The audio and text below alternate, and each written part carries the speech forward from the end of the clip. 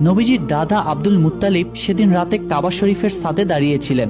হঠাৎ করেই তিনি আকাশে একটি প্রজ্বলিত আলো দেখতে পায়, যেটা আরব থেকে পূর্বাঞ্চল সহ পুরো বিশ্বে ছড়িয়ে পড়ে। আলোটিকে দেখে আব্দুল মুত্তালিব অনেক অবাক হয়ে যায়, আর তিনি দৌড়ে নিচে চলে আসেন। এখানে তিনি দেখেন যে কাবা শরীফের ভিতরে বিভিন্ন পূজারীদের রাখা যে ৩৬০টি মূর্তি ছিল, সেগুলো সব মাটির দিকে নত হয়ে ভেঙে পড়ছে। এরপর তিনি কাবাঘর থেকে বাইরে বেরিয়ে এসে দেখেন যে কুফা এবং সিরিয়ার মধ্যবর্তী স্থানে পানি প্রবাহ শুরু হয়েছে, অথচ বহু বছর ধরে এখানে কেউ পানি দেখেনি। ঠিক তখনই আব্দুল মুত্তালিবের তার ঘরের দিকে চোখ পড়ে। তিনি এখানে দেখতে পায় আজকে তার ঘরের মধ্য থেকে অদ্ভুত এক ধরনের নূরের আলো বের হচ্ছে, যেটা এর আগে তিনি কখনো কোনোদিন দেখেনি। আব্দুল মুত্তালিব তখন ধীরে ধীরে তার ঘরের দিকে এগিয়ে যেতে থাকে, কিন্তু যখন তিনি তার ঘরের দরজার কাছে পৌঁছায় তখন তিনি দেখেন যে মা আমেনার কোল জুড়ে একটি ফুটফুটে শিশুর জন্ম হয়েছে, যার শরীর থেকে অসম্ভব পরিমাণে নূর বের হচ্ছে।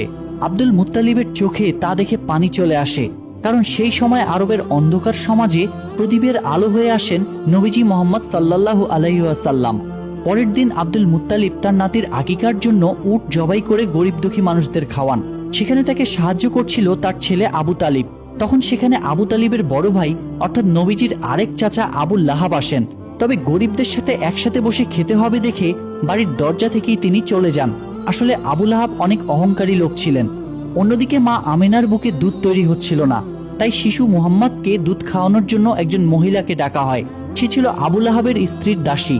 তাই আবু লাহাব ঘরে ফেরার পর তার স্ত্রী তার সাথে অনেক রাগারাগি করে যে তার দাসীকে এই কাজের জন্য কেন নেওয়া হলো।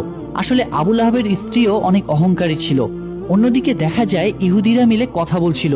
তারা বুঝতে পেরেছে কোনো বিশেষ শিশুর জন্ম হয়েছে, কারণ এ ব্যাপারে তাদের কিতাবেও স্পষ্ট বলা ছিল। ফলে যেদিন রাতে নবীজির জন্ম হয় সেদিন রাতের আকাশের সেই আলো দেখেই খ্রিস্টান এবং ইহুদিদের ধর্মযাজকরা বুঝে গিয়েছিল তার মানে সেই শিশু পৃথিবীতে চলে এসেছে। তবে ইহুদিরা বেশ চিন্তিত ছিল, কারণ তারা জানতে পেরেছিল যে কোনো ইহুদির ঘরে এমন শিশু জন্ম নেয়নি। তাহলে সেই শিশুটি কে হতে পারে? আর এজন্য তারা তখন সেখানকার অনেক বাচ্চাকে কিনতে চায়, যেন সেই শিশুটি তাদের দলে আসে। এমনকি টাকার বিনিময়ে ভণ্ড মহিলাদেরকে দায়িত্ব দেয় শরীরের কোনো বিশেষ দাগের মাধ্যমে শিশু নবীজিকে খুঁজে বের করার জন্য।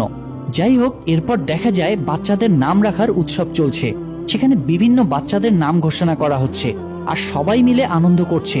এর মধ্যে সেখানে আব্দুল মুত্তালিব আসেন শিশু নবীজিকে কোলে নিয়ে তার নামকরণ করার জন্য। তিনি প্রথমে হাজরে আসওয়াদ মানে সেই কালো পাথরে হাত রাখেন। তখনই দেখা যায় কাবার দরজার হাতলটি দরজায় বাড়ি মারছিল, আর সেই শিশুর শরীর থেকে নূরের আলো বের হচ্ছিল। আব্দুল মুত্তালিব তখন সবার সামনে জনসম্মুখে শিশুটির নাম ঘোষণা করে মুহাম্মদ। এটা শুনে